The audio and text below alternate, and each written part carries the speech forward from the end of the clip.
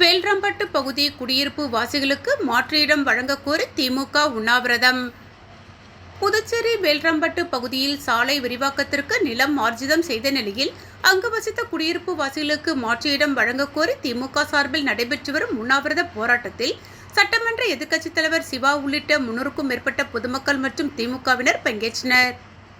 புதுச்சேரி முதலியார்பேட்டை தொகுதிக்குட்பட்ட வேல்ராம்பட்டு ஏரிக்கரை சாலை விரிவாக்கத்திற்கு நிலம் ஆர்ஜிதம் செய்தபோது அங்கு வசித்த குடியிருப்பு வாசிகளுக்கும் வாய்க்கால் வீதியில் வசித்தவர்களுக்கும் மாற்று இடம் வழங்குவதாக அரசு உறுதியளித்ததை வழங்கக் கோரி புதுச்சேரி மாநில திமுக மற்றும் முதலியார்பேட்டை தொகுதி திமுக சார்பில் பாதிக்கப்பட்ட மக்களோடு மரப்பாலம் சந்திப்பில் உண்ணாவிரத போராட்டம் நடைபெற்றது.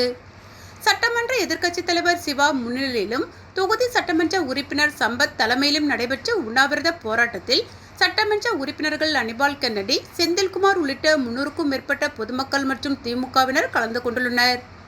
மேலும் பாதிக்கப்பட்ட மக்களுக்கு உடனடியாக மாற்று இடம் வழங்காவிட்டால் தொகுதி மக்களை திரட்டி மாபெரும் போராட்டம் நடத்தப்படும் எனவும் தெரிவித்துள்ளனர்.